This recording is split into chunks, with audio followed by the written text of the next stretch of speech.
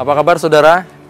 Jumpa lagi saya Bambang Kalitus dalam Sapa Redaksi on Location.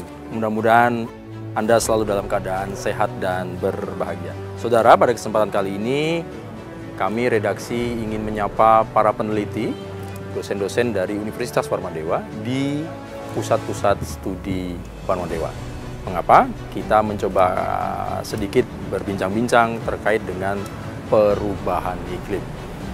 Bagaimana keseriusan kita, kepedulian kita terhadap perubahan iklim yang memberikan dampak kepada sendi-sendi kehidupan kita.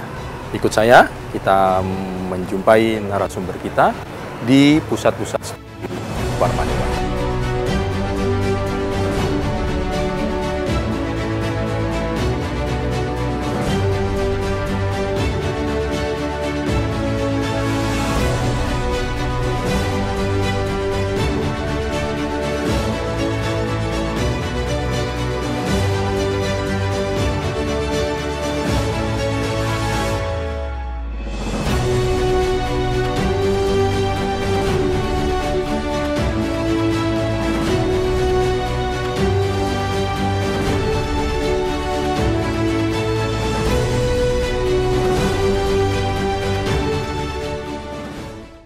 Baik, nah saudara, saya sekarang sudah masuk di sebuah ruangan, tepatnya di pusat-pusat studi Warmadewa Denpasar. Nah, kita langsung saya menemui narasumber kita, cantik-cantik, bahagia saya hari ini. Yang pertama dengan Mbak Desa Ketut Tristiana Sukmadewi, Doktor, SSI, MSI, luar biasa ini. Jadi Head of Center Climate Change. Jadi apa? Kepala pusat studi di tentang perubahan iklim. Ya. Sehat selalu? Sehat. Astung Karung ya? Luar biasa ini. Kemudian di samping beliau ada juga dengan Mbak Ratna Ayu Widyaswari, SHMH. Ini tepat koordinator Cluster Center for International Development. Gitu ya. Sehat ya Mbak Ratna? Astung Karung. Terima kasih. Nah saudara, seperti yang saya sampaikan di awal tadi, jadi kita memang sebetulnya kalau dibilang kok berat amat ya masalahnya climate change atau perubahan iklim, tapi kita akan mencoba sebetulnya sesederhana mungkin supaya kita juga lebih memahami sebetulnya bagaimanakah perubahan iklim ini mempengaruhi sendi-sendi kehidupan kita, terutama tentunya efeknya tidak cuma Indonesia, global Indonesia, tapi juga ke Bali. Nah, tepat saat ini saya akan menyapa narasumber kita. Yang pertama saya ke Mbak Desa dulu ya. Mbak Desa, mungkin sedikit, ini kan ada pusat-pusat studi Warmadewa. Nih, mungkin apa yang bisa diberikan informasi dulu lah supaya kita lebih paham pusat-pusat studi Warmadewa ini seperti apa sih? Oke, baik. Pusat studi Warmadewa, khususnya pusat studi climate change ini, jadi kita di sini terdiri dari beberapa klaster ya Pak. Jadi klaster inilah yang tergabung di sini peneliti-peneliti multidisiplin dari beberapa program studi, sehingga nantinya kita bisa memberikan solusi, baik itu mitigasi, baik itu solusi untuk pemerintah dan lain sebagainya, yang komprehensif dari berbagai bidang studi ini. Jadi ada 3 klaster fokus kami untuk saat ini.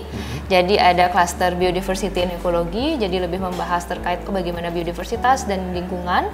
Kedua ada klaster public health dan juga zoonotik, jadi juga karena climate ini juga berdampak ke bidang kesehatan dan juga penyakit seperti itu. Dan yang ketiga ada urban development, sustainable urban development. Jadi juga terkait dengan tata guna lahan dan lain sebagainya yang juga nanti mempengaruhi dari perubahan iklim ini, seperti itu. Oke, jadi dia ada apa ya, bahasa klaster itu ada pembagian pemfokusan gitu ya.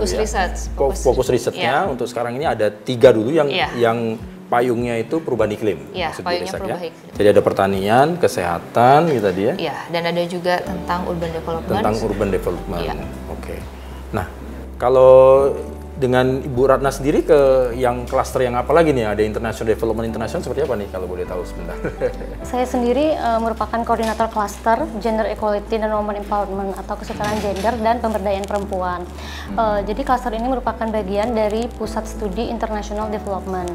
Nah, Pusat Studi International Development ini berfokus pada sebenarnya mengatasi ketimpangan yang ada di masyarakat. Jadi kita berusaha menawarkan solusi-solusi yang secara akademis kita teliti. Ada 5 fokus riset dan dibagi dengan 5 klaster ini. Yang pertama klaster Gender Equality and Women Empowerment. Yang kedua ada klaster Ecotourism. Ecotourism. Iya. Ekologi and Tourism. Yang ketiga ada Green Economy. Ada juga Legitimate Peace dan ada juga Digital Transformation.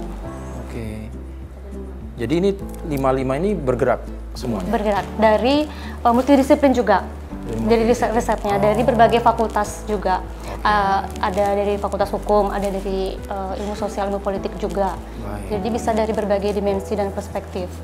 Dengan 5 fokus riset itu. Oke, kalau boleh tahu sedikit, jadi pusat studi kita ini sudah bergerak serius banget tuh sudah berapa lama berjalan sih Ibu Desa kalau gitu? Sebenarnya kalau untuk pusat studi sendiri baru berdiri di tahun ini, tapi sebelumnya kita ada perubahan nama. Sebelumnya ada Warmadewa Research Center, terus kita berkembang menjadi 2 pusat studi.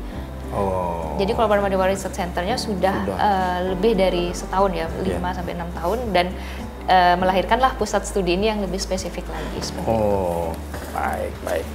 Baik. Nah, kemudian kan kita ini kan ada isu yang cukup sebetulnya isu yang kita dengar di mana-mana, menggaung, bahkan 10-15 tahun yang lalu kita sudah mendapatkan informasi tentang perubahan iklim. Kalau bahasa kita perubahan iklim. Mungkin ke Bu Desa kalau kerangka frame kalau kita berbicara tentang perubahan iklim nih, apa sih yang menjadi fokus? Kenapa ini menjadi perhatian, bahkan global memperhatikan ini kan?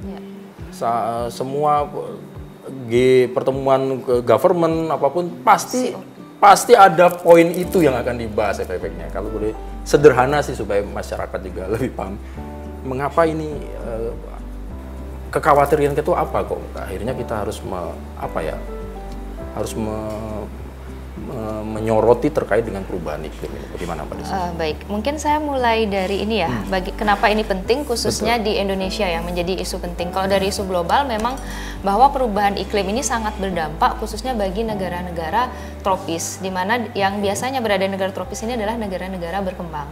Nah, kenapa di iklim tropis ini sangat berdampak? Pertama, iklim tropis itu mulanya memang iklim yang hangat, yang bisa dikatakan hangat, dan sering terjadi perubahan yang tidak stabil. Nah, ditambah dengan adanya perubahan iklim, terjadinya pola perubahan cuaca, akan lebih berdampak lagi ke daerah tropis ini, khususnya di daerah-daerah seperti kita di Indonesia. Nah, yang akan berdampak itu dari berbagai sektor. Dari sektor kehutanan, sektor pertanian, sektor kelautan, ditambah lagi bahwa negara-negara tropis seperti kita sangat bergantung pada alam.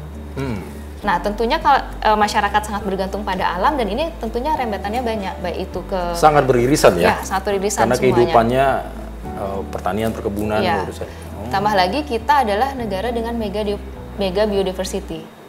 Dengan adanya perubahan iklim, tentunya biodiversitas kita akan terpengaruh, khususnya dari biodiversitas ini berpengaruh, banyak lagi rembetannya, yaitu ke hasil pertaniannya, dan juga nanti juga efeknya kepada kesehatan, seperti itu. Karena perubahan iklim juga akan mempengaruhi terhadap biodiversitas, misalnya penyakit dan lain sebagainya akan berkembang dengan lebih cepat, dan juga tata guna lahan di kita ini juga sangat dipengaruhi oleh perubahan iklim ini, akan mempengaruhi hal tersebut. Dari tata guna lahan yang sembarang ini juga akan berefek juga terhadap perubahan iklim seperti itu. Oke, jadi perubahan iklim ini efek atau dampaknya itu ke banyak sendi sektor. Banyak sendi sektor ya kalau saya bisa menangkap dari pernyataan Mbak Desa tadi. Nah, kalau saya geser misalnya kalau dengan kerangka dengan humannya, dengan manusianya itu seperti apa sih kalau bisa potretnya gitu loh, Mbak Ratna? Mungkin saya mulai dulu juga dari efek perubahan iklim ini sebenarnya dirasakan merata ya di seluruh dunia gitu. Nah, cuma di sini ada proporsi yang berbeda yang diakibatkan oleh perubahan iklim ini yang dirasakan oleh baik itu laki-laki dan perempuan. Kendati pun seluruh dunia masyarakat merasakan perbedaan yang dialami sebenarnya oleh perempuan itu sangat signifikan dibandingkan efek yang dirasakan oleh laki-laki dari berbagai sektor, baik itu dari kesehatan juga, ada juga dari sektor ketenagakerjaannya dan dari sektor well-being-nya. Nah, itu semua sangat terpengaruh dari adanya perubahan iklim ini, dan itu tentu saja ujungnya akan memperparah ketidaksetaraan gender. Ketidaksetaraan gender itu sebenarnya masih menjadi perbincangan hangat di kita kalau kita sering dengar kata gender, baik dari perbincangan ringan sampai yang serius gitu. Nah, dari laporan terbaru sebenarnya kita mencapai kesetaraan gender itu masih lama, sekitar 286 tahun lagi. Oh iya? Baru kita mencapai kesetaraan gender. Banyak faktor, dan salah satunya perubahan iklim juga memperparah ketimpangan gender, memperlambat progres yang telah berjalan. Gitu. Jadi dari laporan tersebut tentu saja menjadi perhatian kita bersama bahwa belum banyak yang menghubungkan perubahan iklim ini dengan gender itu isunya apa hubungannya, seperti itu. Jadi apa ya, kalau saya melihat sebegitu mengerikankah perubahan iklim ini? Iya, iya Ibu Desa, betul ya? Menurut saya sangat berdampak dengan berbagai sektor, di berbagai sektor. Bisa merubah dunia bahkan. Iya, sangat besar. Wah, luar biasa. Tapi kita belum ngomong yang mengerikan yang parah-parah lah itu.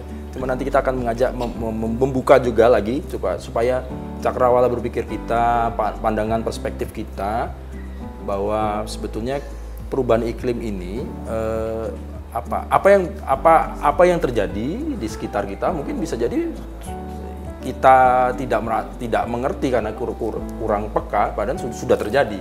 Di Bali mungkin misalnya sudah terjadi, dan efeknya kalau tidak kita perhatikan dari sekarang ya mungkin dampaknya sangat-sangat luar biasa yang mengerikan dalam waktu kita tadi.